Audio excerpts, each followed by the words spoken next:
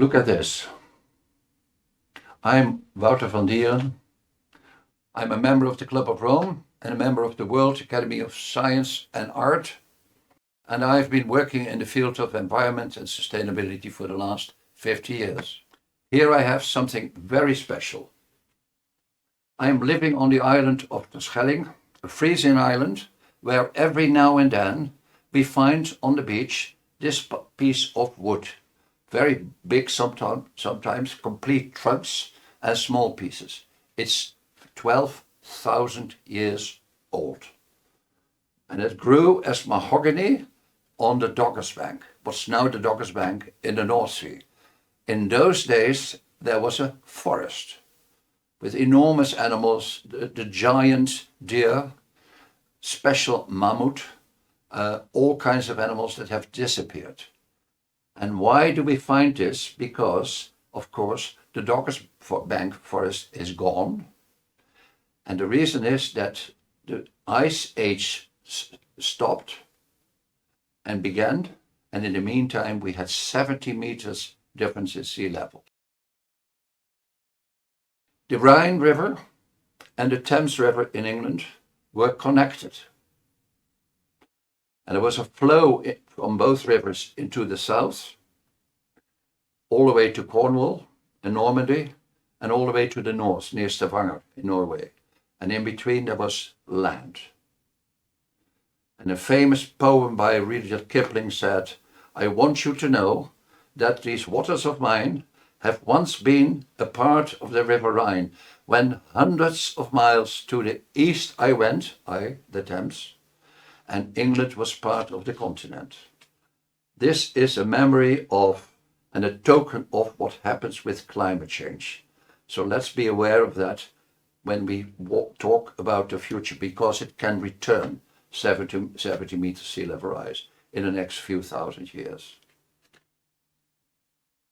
I will talk to you about my experience with the energy companies, with environmental movement, with government, with NGOs, a long story. And what I've seen is an enormous improvement in thinking, in understanding, in data analysis, an excellent progress we have seen, including all the improvements within the energy companies. At the same time, we have altogether taken a wrong exit somewhere in the last 10 years, where suddenly all the welfare and all the wealth that was given to us for the last 250 years was considered evil. 250 years ago, with the invention of the steam engine by James Watt, that was the momentum in time when modernity began.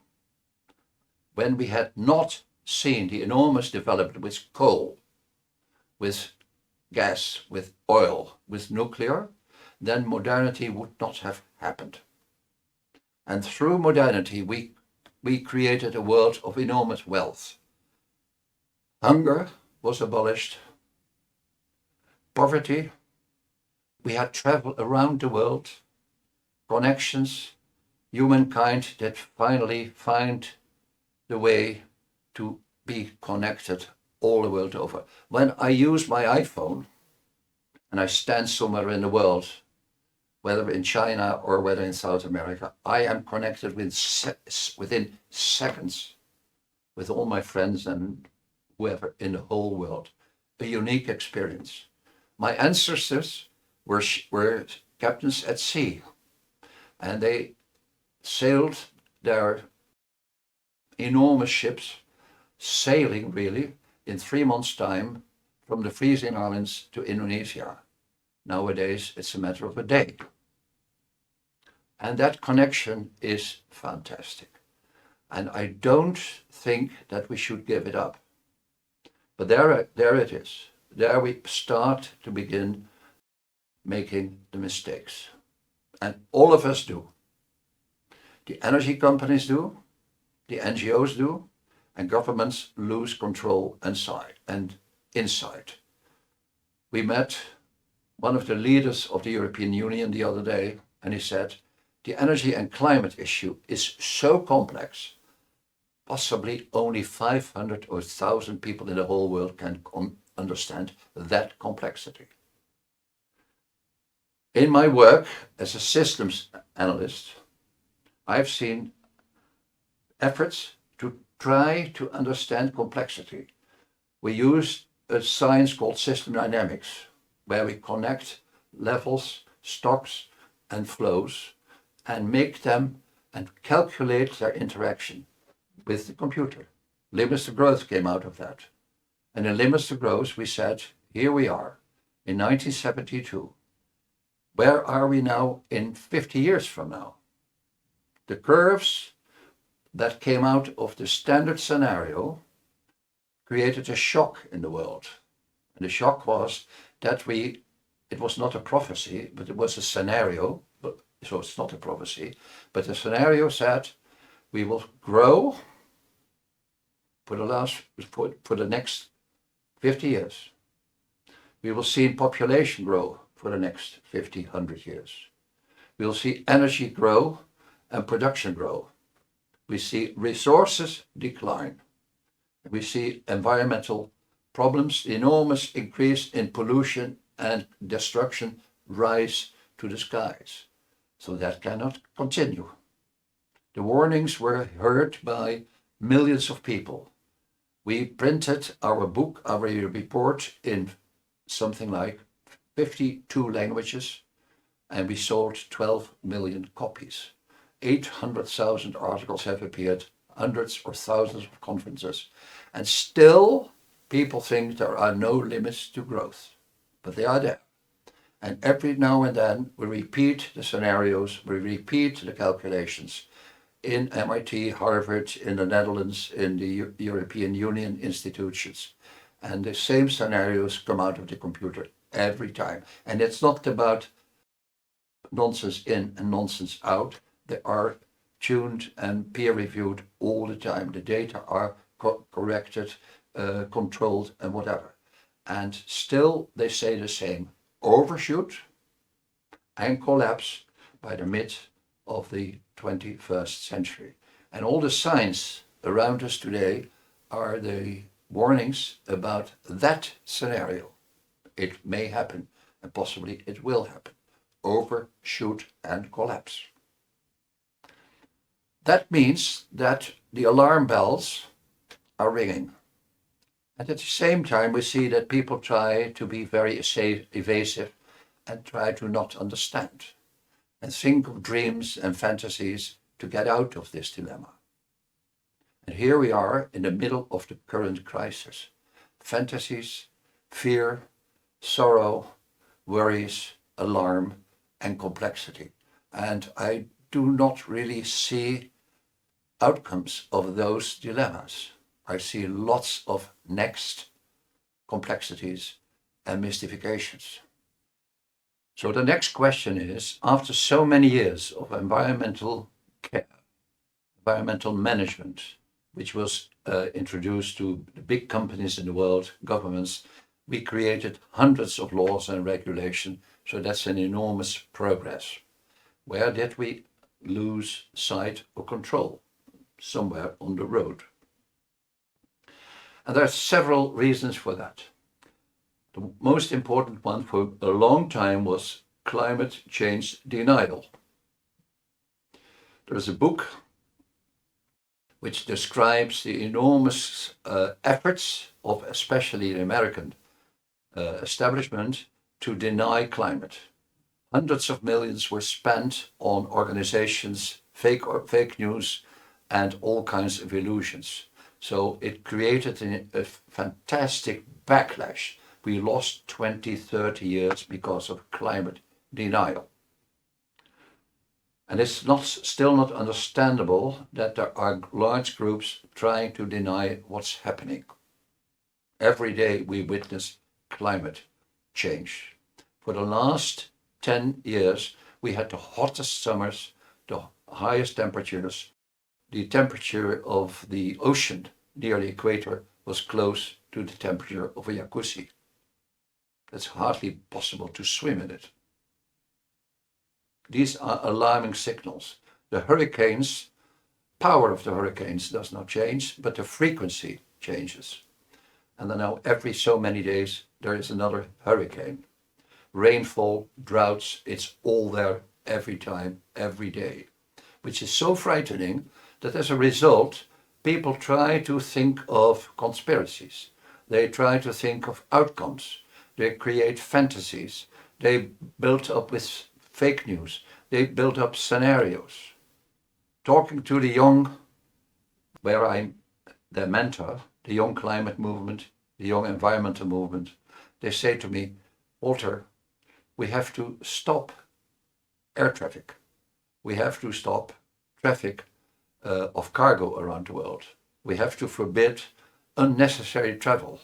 We have to stop meat eating. We have to stop everything.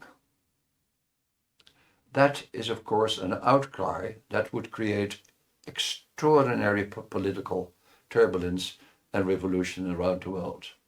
Wars all over, revolt all over, because that's what we've seen for the last thousands of years.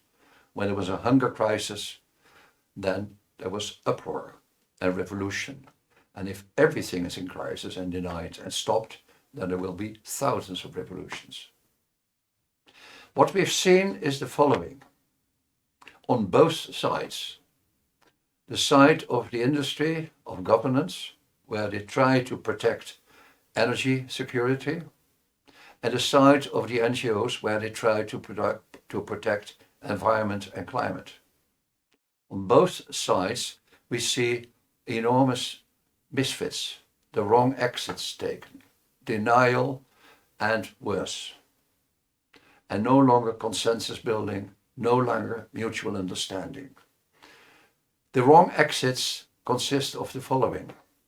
Years ago, in the midst of the 70s, a friend of ours, Amory Lovins, one of the super renewable energy innovators, wrote an article in the Bulletin of the Atomic Scientists called The Road Not Taken. We should not continue with fossil fuels. We should instead start to think of renewables, wind and solar. That article became world famous, and ever since that development started and came to the levels that we now see. At the same time, we started all kinds of environmental regulation, and we managed to reduce the amounts of energy and resources per unit wealth. We decoupled.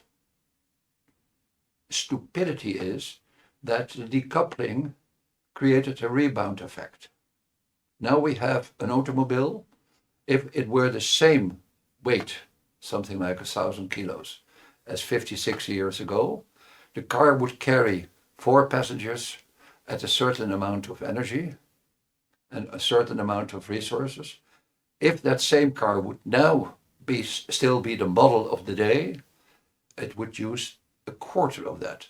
But instead, the cars are now obese. It's called the obesitas car. It's so heavy, and all the energy saved and the resources saved are lost in the sizes of the cars. So whatever we do in terms of improvement, we lose it also. Energy one day became so cheap that people started to lit all their house, their gardens, and even the total sky of the world.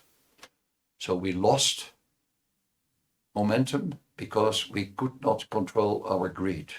We could not control our real understanding of what was going on. The result is that growth will continue and the planetary boundaries will shrink. So that means a collision, and the collision is again overshoot and collapse. The planetary boundaries are about the oceans, the jungles, the forests, water, biodiversity, and everything else. I mean, there is not a single resource, a single beginning of the economy that is not endangered or under threat. The economy consists of resources here. That's where everything begins, including water, sand, air, climate, weather, all the resources, metals, you name it. Then in the middle is production and consumption. And there is emissions and waste. And that system is a continuum. And if people believe there's something like a green development, then the answer is no, because it still uses resources. There is no green growth. Everything has a price. The famous Barry Commoner, who is the founder of ecology science, made one phrase famous: there is never a free lunch. Everything has a price. So here are the resources being depleted in a very rapid speed. Here is consumption and production, and that becomes more and more difficult and expensive. And here is emissions and waste. The answer of some people is now, let us try to reduce the amount of resources we use. Let us move to green energy, renewable energy, and let us try to manage the emissions and the waste. For instance, make the economy circular. That is not possible.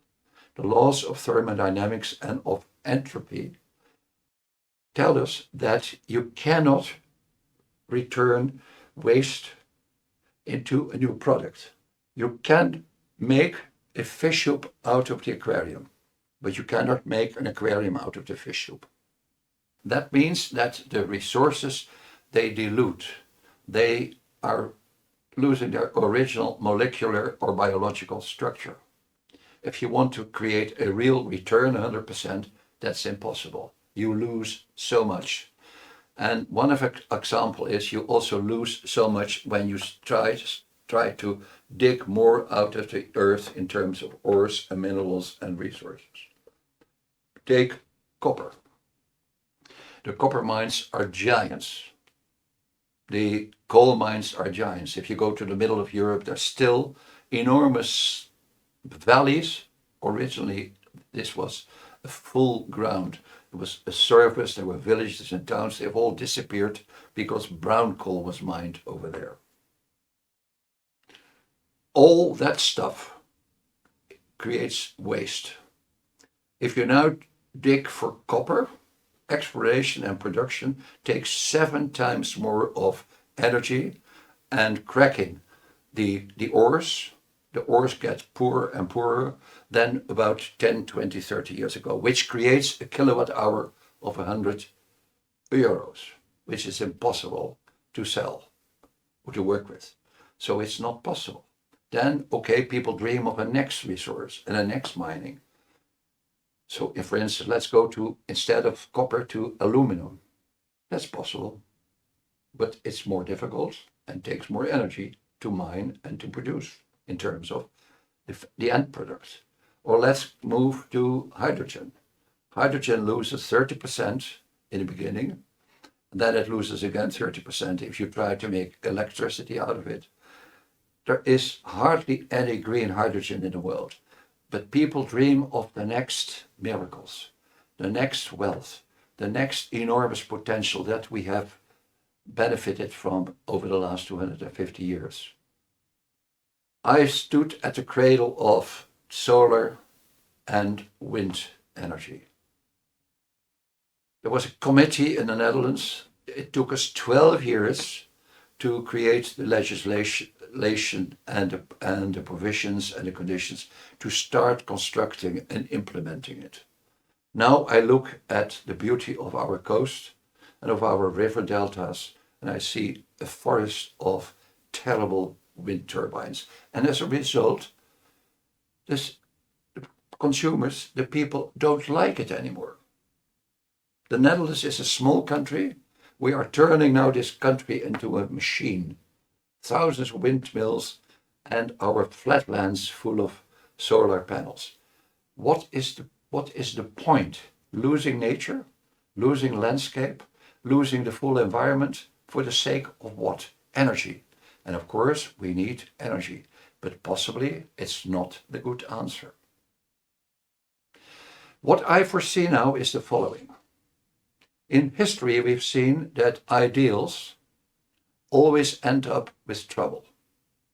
The ideal of a permanent wealth through an energy abundance, which we have seen for the last 250 years, that dream will stop.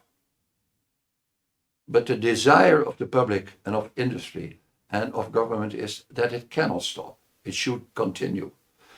That is more or less now an ideology.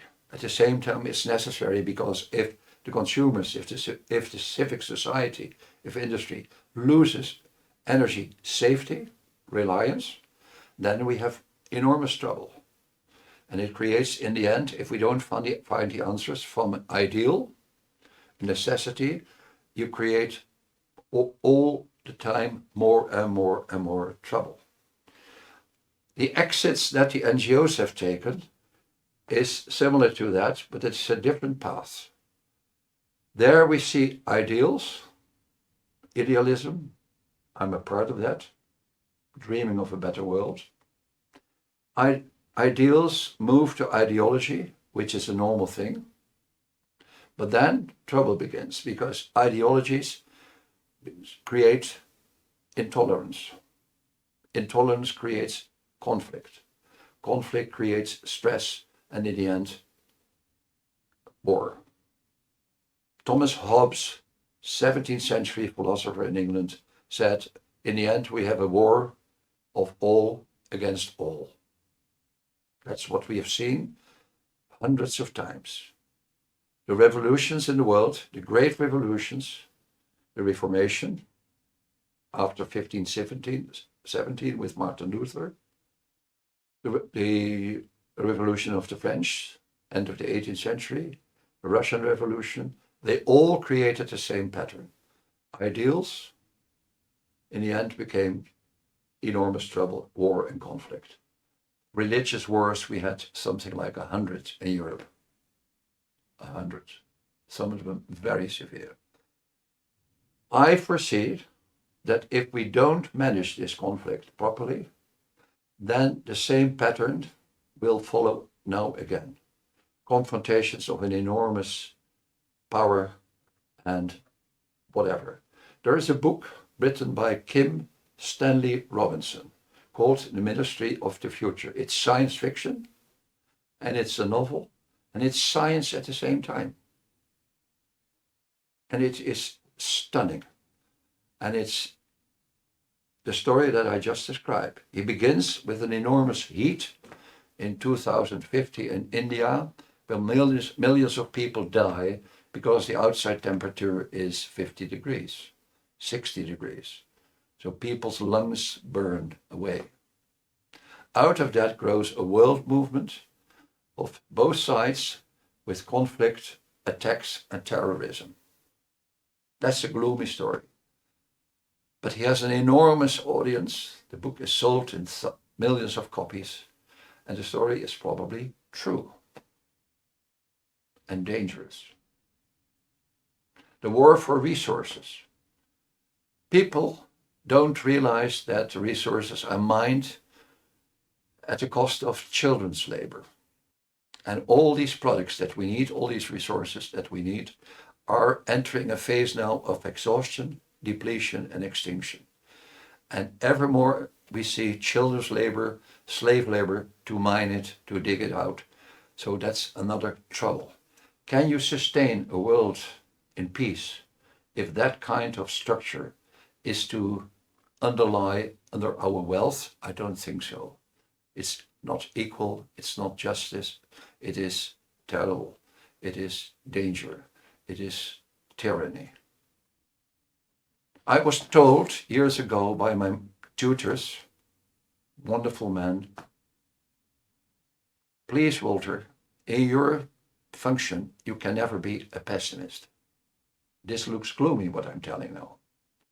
So the next point is there a way out? And there is. And my colleague and friend Hans van der Loo will tell you more about it. But in the beginning of this story, I told you about the forest that grew where now the Dokkersbank in the North Sea is. 15 years ago, I came across scientists in the UK, and the most famous one is Stephen Salter of the School of Engineering in Edinburgh. And the idea that Stephen had, let's start cool the planet, cooling, effective cooling. That is now a program underway. We told the energy industry this is a way out, but no one dared.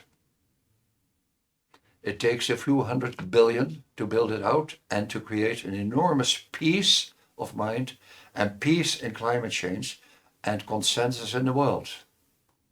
But the energy industry said they will accuse us of greenwashing. No, you have to take your responsibility, and it needs courage. And there I was sitting on a podium with the International Gas Association, and all the guys were afraid. There was no courage. The courage had to come from us.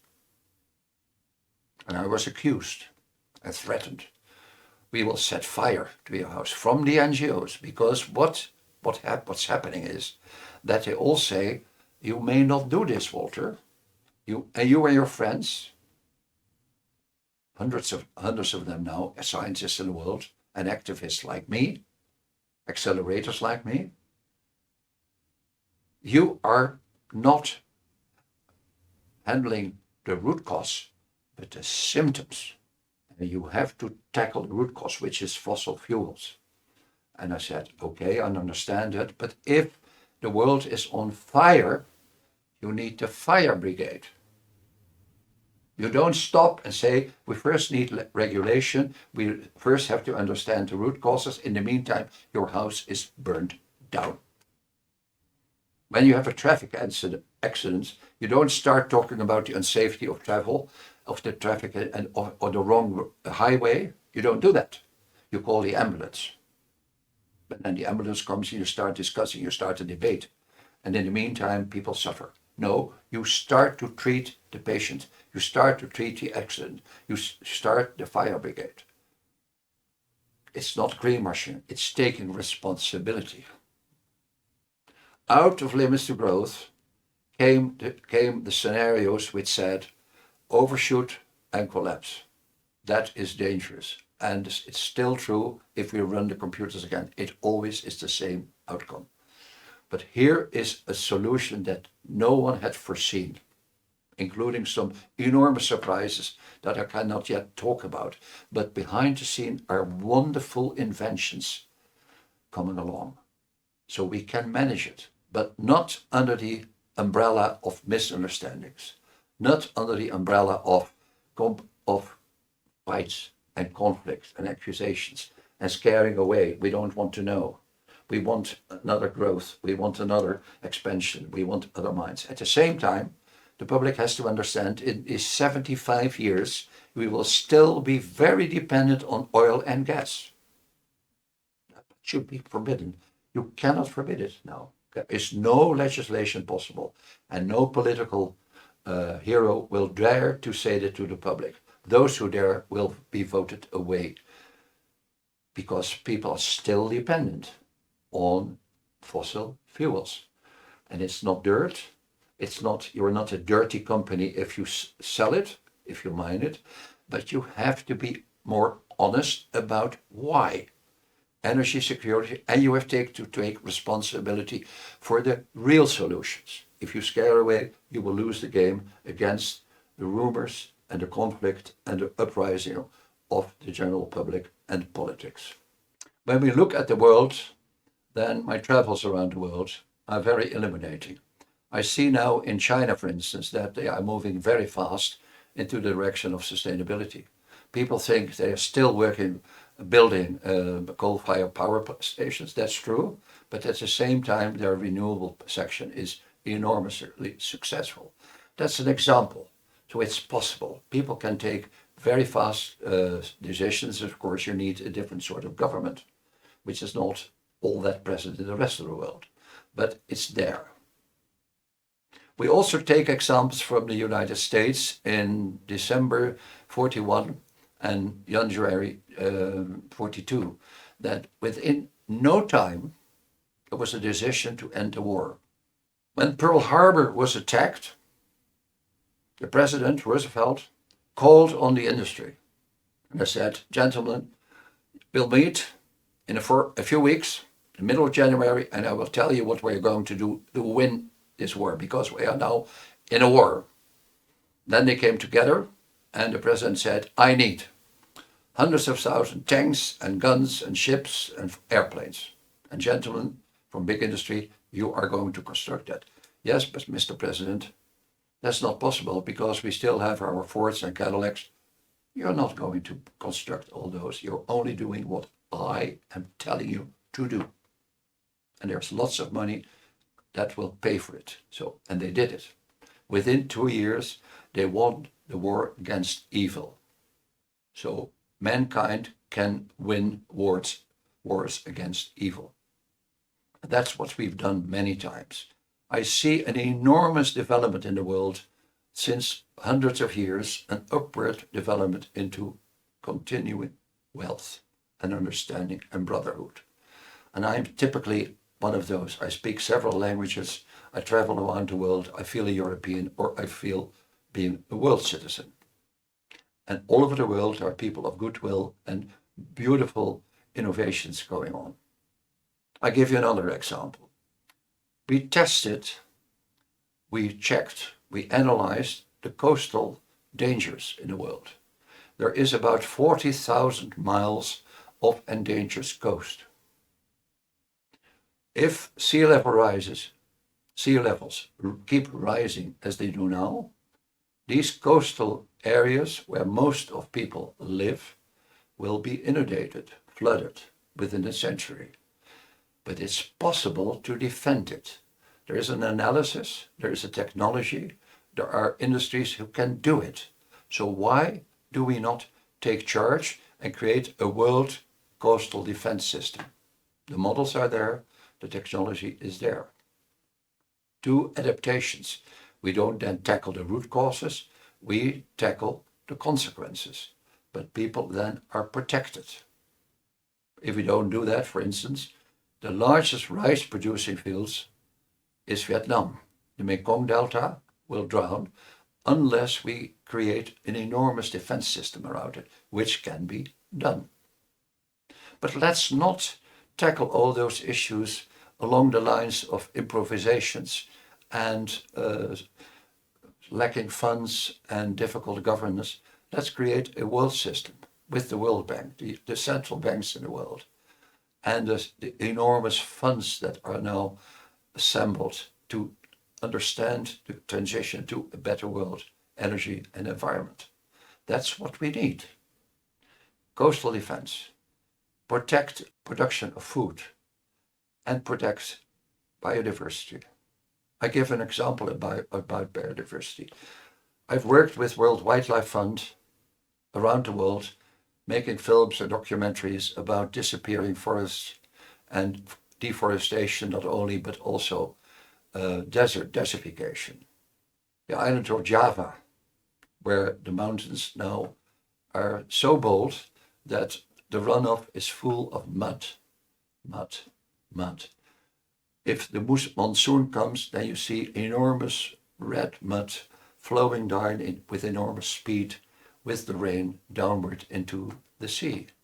You can protect that, you can stop that, you can reforest.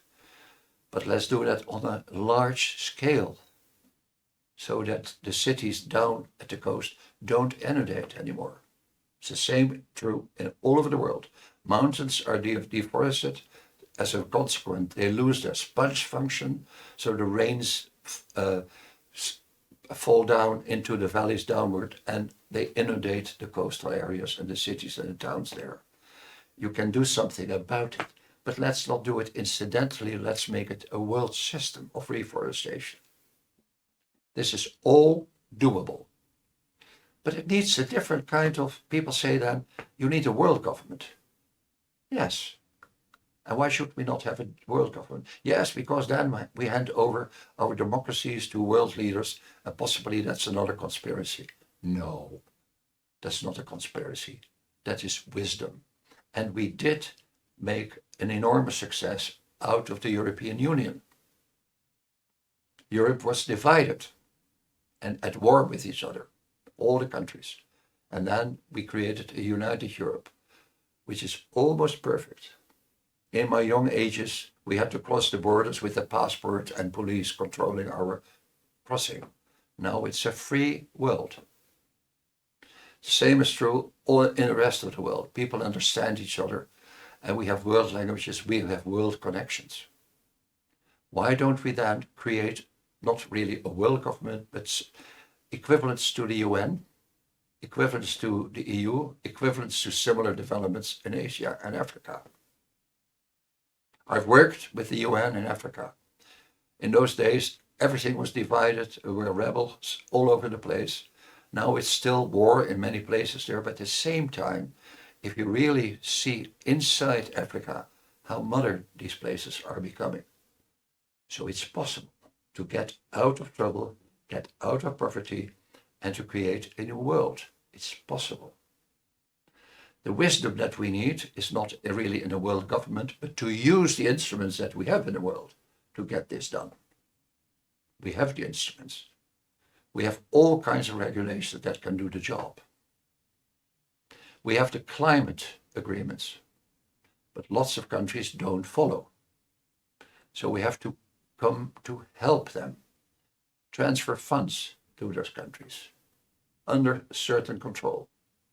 As the central banks have control over the currencies, there should also be control over the emissions and control over the resources. So let's create a resource bank. Like the money bank would function at the same time. The incoming is of the resource bank are resources, and not money, but resources, as we already have with oil and nickel and lithium and gold. These are money equivalents. There are all kinds of models now in development, like the Tao of finance. Tao is wisdom. That's a model that could create a currency to elevate the poor out of the poor world they live in now with separate currencies. It's being worked on. We discussed it, believe it or not, in the Vatican. Are there world institutions? Yes, the Vatican is one of them, one of the most powerful, more powerful than I had imagined. There we stood as guests of the Vatican with a conference there, and the Pope was blessing the crowd about peace, about climate, about environment, about justice, and that is close to not a world government, but to a common world conscience, a world awareness that we are all together in the same boat, and there's no one excluded from the next level of peace and understanding and common goals. That's not possible if we are together. And we were in tears. I can assure you, we were in tears when we were listening there. We were sitting close to the podium, and there he was, and here we were in tears. We said to each other, this possibly is a large part of the future. To finish it off, I remind myself and you of a beautiful moment. In 1990, in the winter, it was minus 20 degrees in Moscow, and Gorbachev invited 1,000 people from around the world, from all around the world. And the story was about, now we are unified. The empire of evil is the past. We are beginning a new era. And at the final day of 10 days of conference, we were sitting in the large hall of the Kremlin, and a Hindu priest stood at the podium, surrounded by bishops and priests from all around the world and different religions. And he said, I pray with you in this hall of atheism for a better world, because evil is over. And he prayed.